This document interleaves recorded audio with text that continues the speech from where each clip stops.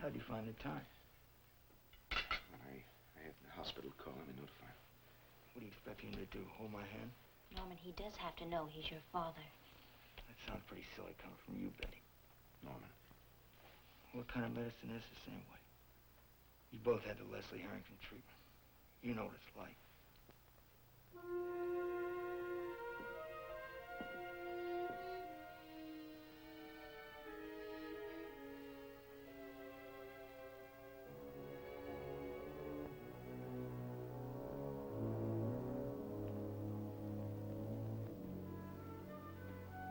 Mr. Harrington? Yeah. I was the one who found your son. Paul Hanley, isn't it? Yes, sir. Well, I want to thank you for bringing him here. What happened? I found Norman in the square. He must have been in a fight. He was tied to the pillory. What the devil for?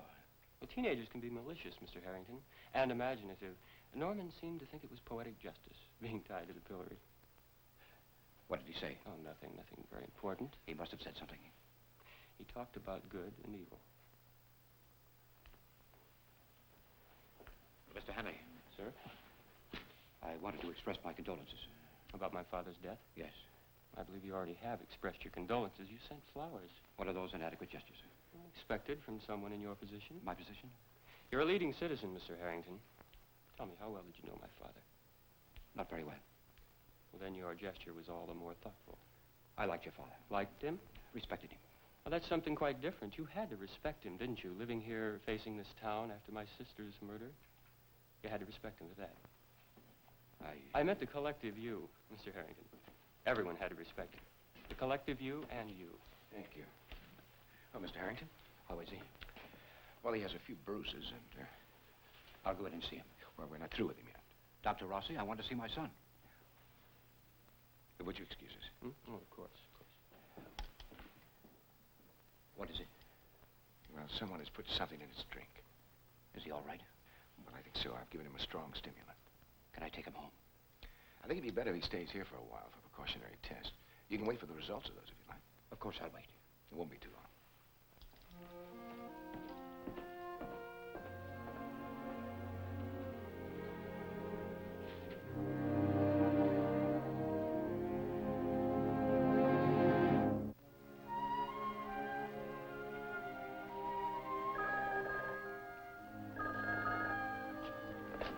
Yes, Miss Joyce speaking. Dad? What happened to Norman? He got into some trouble. What kind of trouble? I'm not sure. A fight, I think. With whom? I don't know. They put something in his drink. It's weird. My head feels like it's stuffed with cotton. Well, that's to be expected. How come I'm so woozy? Well, that stuff could have knocked you out, you know. You have any idea what was in that drink? No. Who did this to you? Does it matter? Yes, it does matter. Norman, look, this isn't some kind of a joke. This is serious business. Not only was it a criminal act, but, I mean, you were lucky. Lucky? Well, this could have been fatal. I'm going to have to report this to the police. What are you thinking? What a nice headline this would make?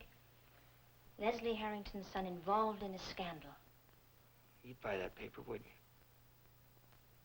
No, I don't think I would. Because you don't care. Because I do care. Sister-in-law, I wish you were still my sister-in-law. Oh, go wash your face.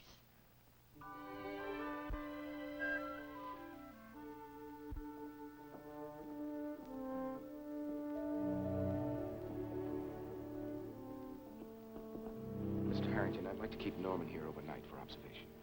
All right. Don't worry, I'll get to the bottom of this. Well, I think it's too soon now. I understand. Good night. Good night. Good night. Good night, Doctor. Oh, hello. Hello, Betty. How was skiing? Oh, it was okay. You can go in now, Mr. Harrington. The examining room.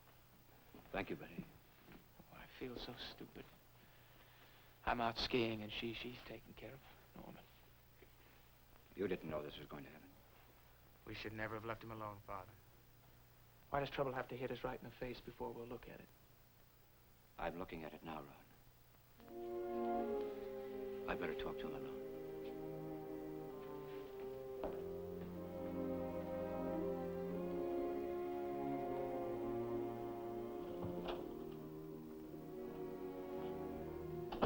Hello, son. Dad? How are you feeling? I said, how are you feeling? I'm okay. You don't have to be afraid of me. I'm not afraid of you. Where were you tonight, Norman? At the shoreline. This happened at the shoreline? Now close them down. I wasn't with the shoreline crowd. Then who were you with? You know, don't you? Sure I do. You said I needed a change, didn't you? It's my fault. Is that what you're saying? Look, Dad. They said I have to get settled for the night. They'll wait. I want you to tell me something, Norman. What did you want for a father? What do you want for a son? The all-American boy, Huckleberry Finn? I wanted you, Norman. I still do. I know it hasn't been perfect. I've neglected things. Tonight I was hasty with you. I had things on my mind. Your dinner at the country club? More. Lately I've had a great deal on my mind. Your codicil fight? Your precious mill? Your mill. Oh, stop telling me that, Dad. Norman. Listen, be honest with me, will you? You're still fighting Mother even though she's dead. Just admit it. I loved your mother. I know you don't believe that, but it's Dad, true. I saw... You saw a tense, unhappy woman. A woman who made mistakes and lived too long with him. Dad. Now listen to me. We both made mistakes. A man and woman love each other. Something happens. They make a bad choice. They live with that choice for the rest of their lives.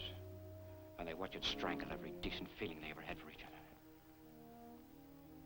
What was the choice you and Mother made? It doesn't matter now. It does matter, Dad. Tell me. Sometimes it's too late even to explain things. I am still fighting your mother. For you. Have I lost?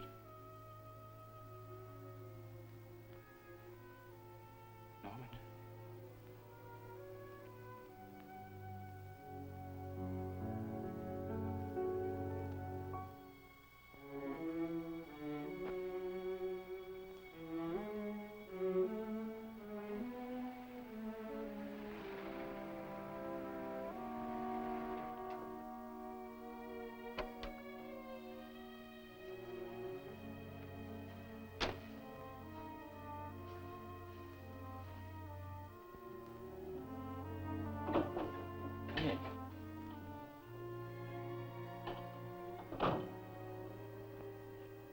Drink?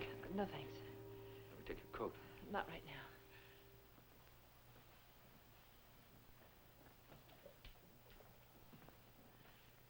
Leslie Harrington came to see me tonight. What about? Elizabeth's diary. He wants it. Why did he come to you? He felt I could persuade you to give it to him. But why would he come to you? That's admitting he did kill Elizabeth. He admits nothing. He doesn't have to. He knows that you're Allison's father. Oh, Connie. I won't have it. Threatening you. I never would have challenged Harrington. But with that diary, I could bargain for a vindication, for a decent name again. A way back to you and Allison. I'm fighting for my daughter's life. Our daughter.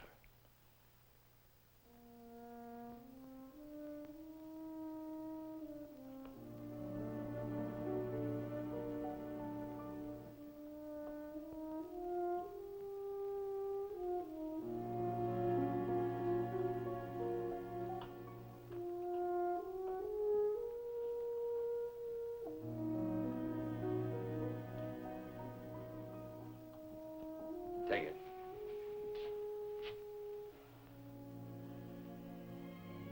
I can't. Take it, Connie.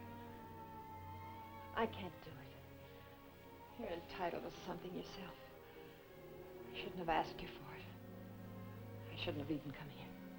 You came for Allison. I'm going to tell her the truth. No. No, Connie. spent 18 years in prison. That's the past. It's dead. Allison's alive.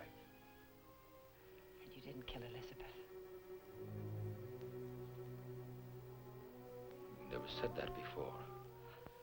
I wasn't sure. But now I am. Connie. Nobody's going to force you to tell Allison. Not Harrington, not anyone. Oh, how can we stop him? I'll stop him.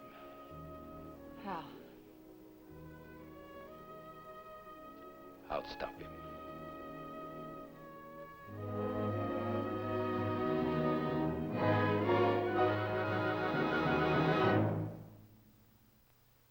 Preview from the continuing story of Peyton Place.